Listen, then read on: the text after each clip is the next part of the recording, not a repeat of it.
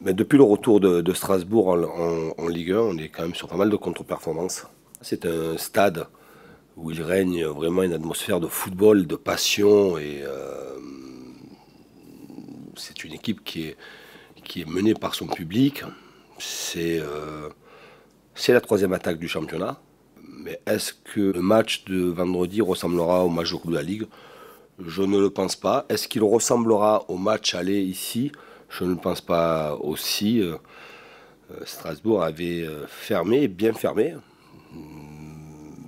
puisqu'on n'était pas arrivé à les battre, ici à domicile.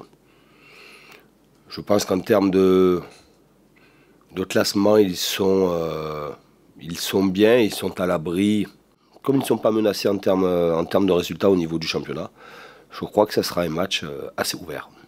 Mais je ne vais pas me faire d'amis, on est, je crois, le club qui paye le plus cher la location d'un stade en Ligue 1.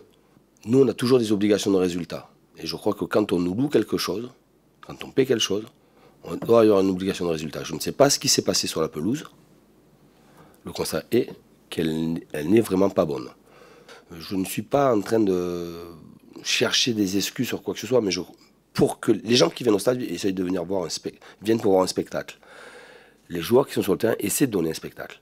Mais si les conditions de jeu ne sont pas bonnes, il y a de fortes chances que le spectacle soit moins bon.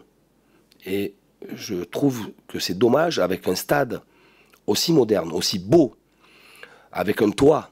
C'est mieux d'avoir un toit que d'être dans les conditions sous la neige. Et voilà, je trouve dommageable qu'en cette période-là, le stade soit dans la pelouse ne soit pas si bonne qu'elle doit l'être à ce moment-là. Il va encore progresser. Est-ce que ces 3 prochains mois, il va encore progresser? Je ne sais pas, mais ce qui est sûr, c'est qu'il progressera à grands pas quand il va basculer dans un club à dimension Champions League. Parce que il doit aller dans un club à dimension Champions League.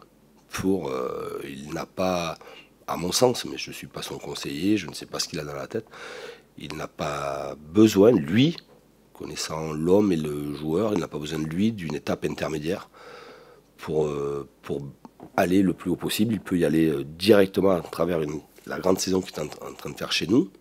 Je le vois bien dans une équipe qui joue tout en rouge, oui, et qui aime bien avoir des joueurs excentrés faux pieds. Il y en a beaucoup, hein.